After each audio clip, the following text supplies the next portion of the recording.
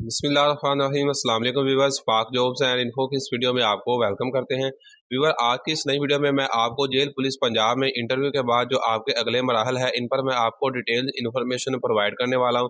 आपके इंटरव्यू के बाद जी आपकी जो फाइनल मेरिट लिस्ट है वो कैसे बनेगी, उसके बाद जी आपकी पुलिस जो वेरिफिकेशन है उसमें क्या क्या चीज़ें शामिल होगी, आपके जो डॉक्यूमेंट्स वेरिफिकेशन है जी उसमें क्या चीज़ें शामिल होगी, उसके बाद जी आपका मेडिकल टेस्ट में क्या चीज़ें होगी, और उसके बाद आपका लेटर ऑफ अपॉइंटमेंट जो आपको मिलेगा, आपकी सैलरी कितनी होगी, आपकी ट्रेनिंग कितनी होगी, आपको बाकायदा यूनिफॉर्म कब मिलेगा, तो ये आपसे मैं मुकम्मल डिटेल्स इन्फॉर्मेशन आपसे शेयर करने वाला हूं। तो आपने वीडियो को कंप्लीट वॉच करना है, वीडियो को स्किप नहीं करना। और अगर चैनल पर नए हैं तो चैनल को लाजमी सब्सक्राइब कर लेना है। आपको जेल पुलिस पंजाब की फर्दर इन्फॉर्मेशन इसी चैनल पर प्रोवाइड की जाएगी, तो इसलिए आपने चैनल को लाजमी सब्सक्राइब कर लेना है। सबसे पहले बात कर लेते हैं जी आपकी जो फाइनल मेरिट लिस्ट है। देखिए, फाइनल मेरिट लिस्ट में आपका मेरिट इस तरह बनेगा कि आपको जो आपके मैट्रिक के जो सिर्फ मैट्रिक के नंबर काउंट होने, अगर मैट्रिक में आपने ए प्लस ग्रेड लिया है तो आपको 45 मार्क्स, अगर आपने मैट्रिक में ए ग्रेड लिया तो आपको 40 मार्क्स, अगर आपने बी ग्रेड लिया तो आपको ये 35 मार्क्स देंगे, और अगर आपका सी ग्रेड है तो ये आपको 30 मार्क्स देंगे। ठीक है, ये आपको मार्क्स मिलने के बाद आपके सीटीएस के जितने भी मार्क्स हैं उसका 44%, ठीक है, वो आपने कैसे निकालना है। मिसाल के तौर पर अगर आपके सीटीएस में 50 मार्क्स हैं तो उसका 44% निकालने के लिए आपको 50 को 44 से मल्टीप्लाई कर दें और डिवाइड कर दें 100 पे, तो जो भी रिजल्ट आएगा वो आपके मार्क्स होंगे सीटीएस के, जो आपके काउंट होने हैं।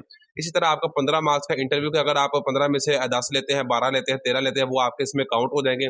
और अगर कोई साबिका फौजी है तो 5 नंबर उसके मिलेंगे, और अगर कोई हाफिज कुरान है तो उसको भी 5 नंबर एक्स्ट्रा मिलेंगे। तो इस तरह आपका 100 नंबर में से ये मेरिट बनेगा। ठीक है, जो लड़के ज़्यादा नंबर लेंगे, टॉप पे होंगे, वही सेलेक्ट होंगे। ठीक होगा जी। मिसाल के तौर पर लाहौर रीजन की बात करें तो लाहौर रीजन में जी टोटल जो सीट्स हैं वो 624 है। ठीक है, तो ये ये मेल वार्डर और फीमेल वार्डर दोनों के लिए यही कंडीशंस होगी। ठीक होगा जी।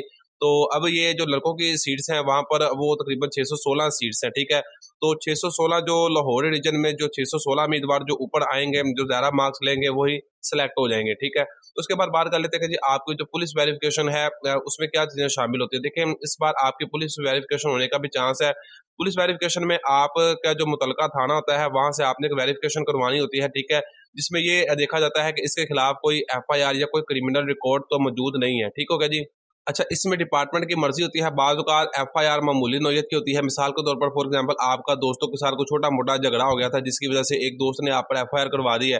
तो ऐसी सूरत-ए-हाल में डिपार्टमेंट आपको रख भी लेता है। ठीक है, ये सारा जो इख्तियार है ये आपकी सिलेक्शन कमेटी पर है, वो आपकी एफआईआर की नौयत भी देखेगी। अगर खुदा न खास्ता किसी उम्मीदवार पर कोई एफआईआर दर्ज हुई है, तो वो डिपार्टमेंट की जो सिलेक्शन कमेटी है वो देखेगी कि एफआईआर की नौयत क्या थी। अगर जो एफआईआर हुई है वो किसी आपको क्रिमिनल केस में हुई है या आपने कोई मंशियात के केस में हुई है, तो चांसेस बहुत कम है। लेकिन अगर कोई छोटा-मोटा केस है, यानी कि अगर आप दोस्तों के साथ कोई झगड़ा था तो आपकी वो एफआईआर हो गई है, मामूली झगड़ा था और बाद में वो बात खत्म हो गई है, तो ऐसी सूरत-ए-हाल में डिपार्टमेंट आपको रखने का भी इख्तियार रखता है।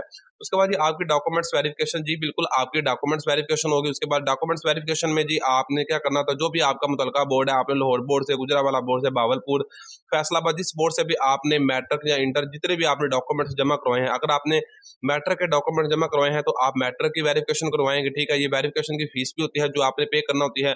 अगर आपने इंटर के डॉक्यूमेंट जमा करवाए हैं तो मैट्रिक और इंटर दोनों की आपको वेरिफिकेशन करवानी पड़ेगी, और अगर आपने बैचलर के डॉक्यूमेंट्स भी जमा करवाए हैं तो आपको मैट्रिक, इंटर और बैचलर तीनों की वेरिफिकेशन करवानी होगी, और तीनों की आपको अलग-अलग से फी पे करना होगी। उसके बाद ये आपकी बात कर लेते हैं, जैसे आप अपने डॉक्यूमेंट्स की वेरिफिकेशन डिपार्टमेंट को भेज देते हैं, तो उसके बाद क्या होता है, डिपार्टमेंट आपको एक लेटर भेजेगा, एक ऑर्डर भेजेगा, जिसमें डिपार्टमेंट लिखा होगा कि ये कंडीशंस होती है, इतनी आपकी सैलरी होगी, ये आपकी ड्यूटी टाइमिंग होगी। अगर आप एक्सेप्ट करते हैं तो फलां डेट को फलां जगह पर मेडिकल टेस्ट के लिए आ जाए। जब आप मेडिकल टेस्ट के लिए जाएँगे तो मेडिकल टेस्ट में आपकी क्या चीज़ें शामिल होगी, जिसमें जी आपकी आईसाइट होती है जो आपको 6/6 रिक्वायर्ड होती है। ठीक है? उसके बाद ये आपके ये ब्लड के सैंपल लेते हैं। ठीक है? उसके बाद आपकी ईसीजी भी करेंगे, इसमें हेपेटाइटिस बी, सी और इसी तरह जो एड्स है, ये आपके तमाम टेस्ट करेंगे, जिसमें जो बड़ी बीमारियाँ होती हैं ये आपके वो टेस्ट करेंगे कि आपको कोई खुदा ना खास्ता कोई बीमारी तो नहीं है। इस तरह आपका मेडिकल टेस्ट हो जाता है क्लियर। मेडिकल टेस्ट क्लियर करने के बाद ही ये आपको लेटर ऑफ अपॉइंटमेंट दे देते हैं, यानी कि मेडिकल के बाद जिस दिन आप ड्यूटी देने जाएँगे, आपको वो बता देंगे जी फलाँ जेल पर आपकी ड्यूटी है, आप ड्यूटी देने आ जाएँ। तो जिस दिन आप मेडिकल के बाद ड्यूटी देने जाएँगे, उसी दिन से ही आपकी जो सैलरी है वो स्टार्ट हो जाएगी। उसके बाद बात कर लेते हैं कि आपकी जो ट्रेनिंग है, ट्रेनिंग देखें इनकी 6 मंथ की होती है, लेकिन ट्रेनिंग के दौरान ये आपसे ड्यूटी भी ले सकते हैं। ट्रेनिंग के लिए इनका ये प्रोसेस नहीं होता कि सबसे पहले भर्ती के बाद लड़कों को ट्रेनिंग पर भेज देते हैं, इनका ऐसा प्रोसेस नहीं होता। ये आपसे ड्यूटी भी लेंगे, ठीक है? जैसे इनको टाइम मिलेगा साल बाद, डेढ़ साल बाद यानी 6 मंथ बाद, तो ये आपको ट्रेनिंग पर भेज देंगे। बाद औक़ात ये ऐसा भी कर लेते हैं कि जेल पुलिस वाले के ये 200-300 लड़कों यानी कि लाहौर में 616 जो उम्मीदवार सेलेक्ट होंगे, तो उनमें से 200-250 को इन्होंने भेज देना ट्रेनिंग पे और बाकी जो उम्मीदवार हैं उनसे ड्यूटी लेंगे। जब वो वापस आ जाएँगे तो फिर ये मज़ीद 200-300 लड़के का बैच बना के भेज देंगे। जब वो ट्रेनिंग पर वापस आ जाएँगे, तो इसी तरह मज़ीद ये जो बाकी बच्चे रह जाएँगे, लड़के रह जाएँगे, उनको ये भेज देंगे। तो इनका जो ट्रेनिंग का प्रोसेस होता है, वो ज़रा इस तरह का होता है कि ये आपको सारा सब उम्मीदवारों को इन्होंने ट्रेनिंग पर नहीं भेजना, बल्कि ये आपके बैच बनाएँगे। उसके बाद ये बात कर लें कि आपकी जो सैलरी है वो कितनी होगी, तो आपकी जो स्टार्टिंग सैलरी है वो आपकी जो होगी वो 40,000 होगी, 40,000 रुपए की आपको सैलरी दी जाएगी जब आप जेल पुलिस पंजाब में ड्यूटी करेंगे। लेकिन अगर आप जब ट्रेनिंग के लिए जाते हैं, तो कुछ अलाउंसेस होते हैं वो आपके काट लिए जाते हैं, ठीक है? तो अलाउंसेस के काटने के बाद जो आपकी सैलरी बनती है वो आपकी ट्रेनिंग के दौरान तो आपकी 28 से 30,000 रुपए होती है। जब आप ट्रेनिंग करेंगे 6 मंथ की, ठीक है? तो उस दौरान कुछ आपसे वो पैसे काट लेते हैं, ठीक है? तो आपको 28-30,000 रुपए देंगे। लेकिन जब आप ड्यूटी कर रहे होते हैं बाकायदा यूनिफ़ॉर्म पहनकर, तो आपको ये जो सैलरी प्रोवाइड करते हैं वो आपको 40,000 सैलरी देते हैं। आई होप कि आपको डिटेल से समझ आ गई होगी। इसके अलावा किसी भी किस्म का अगर कोई सवाल है तो आप कमेंट्स कर सकते हैं। वीडियो पसंद आई वीडियो को लाइक करें। इस तरह की अपडेट इन्फॉर्मेशन के लिए चैनल को लाज़मी सब्सक्राइब कर लें।